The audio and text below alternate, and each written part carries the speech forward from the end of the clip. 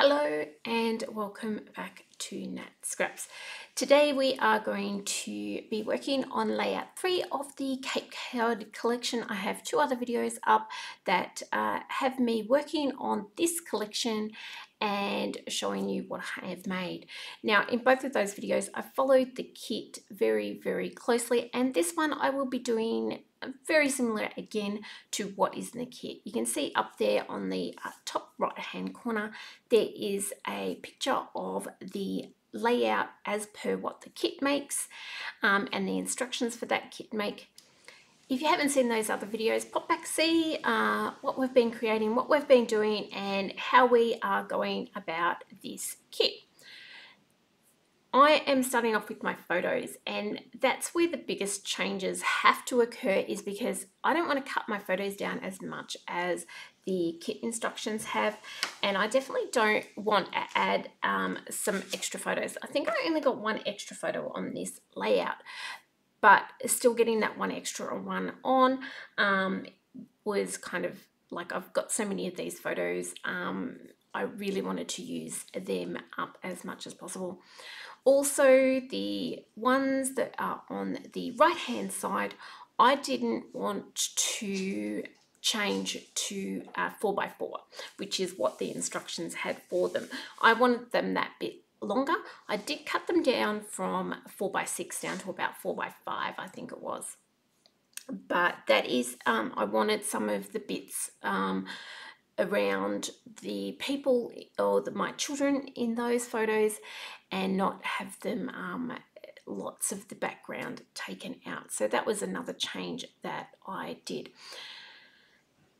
I guess one of the biggest changes is I didn't use all the background paper, and I turned my papers to go horizontal instead of vertical. So they had the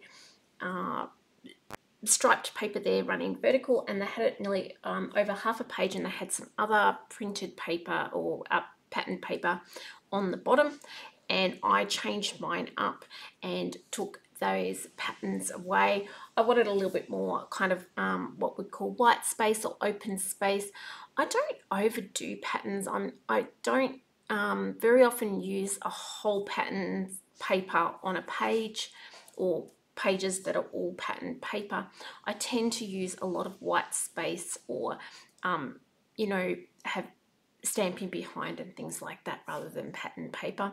That's just my style. It doesn't mean that it's right or wrong or anything like that. It's just the style that I have. You can see I've got to the stage, I've got my photos matted up, I've got my base papers on, and I'm fairly confident that is how I'm going to have them. The one thing that I was finding difficult is that I was wanting to push those photos so that they were not solidly on that striped paper, but that they were here I'm just putting gloss spray on. I'll come back to this point in a second. So I'm just adding some gloss spray, which is actually in the kit instructions, and it adds a little bit of details in that background. So yeah, I kept wanting to move. When I put these photos back on, you'll see that I put the photos on, and I wanted them both to be like an inch and a half, so that they're not on just the stripy paper, that the side of the photo is off to the edge of that stripe. And every time I did that, there was way too big a gap in that center where the two pages come together. And again, you'll see that in a moment once I've got these on. So it affects this right hand page that I just placed on then. And then here we go. My video will catch up to my thought process in a second. So I get them on, and I'm going to put these on. You'll notice in a second I actually put one of these strips on upside down. I do realize a bit later on, once I've got everything stuck down, that I've done that, and I had to go lifting a few things up and swap over my waves. I think they could go either way, but I put one on one way and one on the other. You'll see that here. Bit of a doopy move.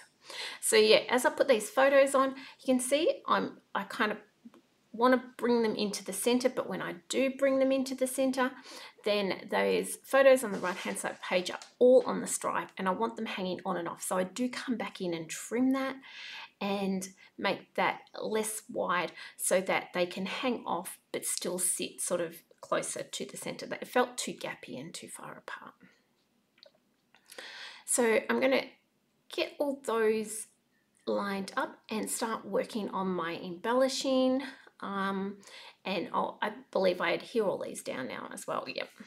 So I believe I've cut that out, and we should skip forward to when they're all adhered to the page and ready to rock and roll.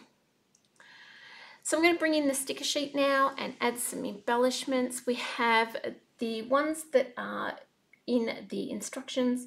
I've used all the same, but I do change them around a little bit, and I do end up changing which side things sit on as we go. So we've got this really cute long sticker, and it says sand under my feet, wind in my hair, and salt on my skin. I just love that. I think it's really, really cute. Then there's a little journaling block there with the deck chair.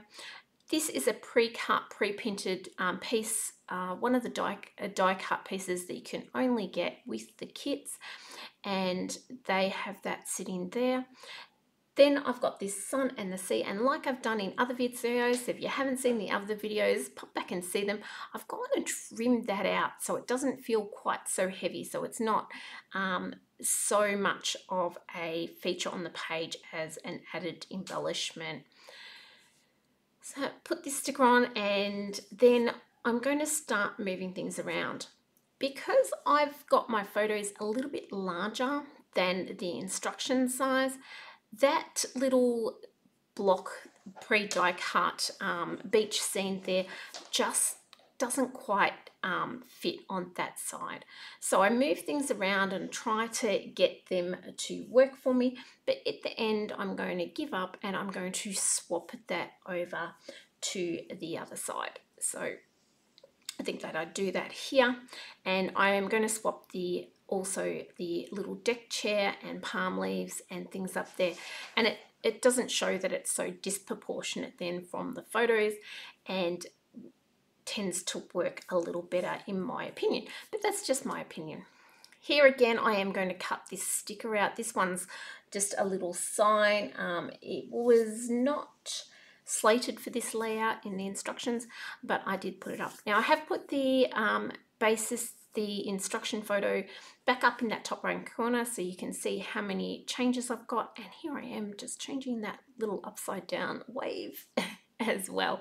So I'm going to skip forward to here to when most of this is adhered down in a second, and the page is nearly done. I'd love to know, guys, what you think, whether you think that the changes are good, bad. Either way, I'd love to hear what you think. Drop a comment down below, let me know, and yeah, I would love that.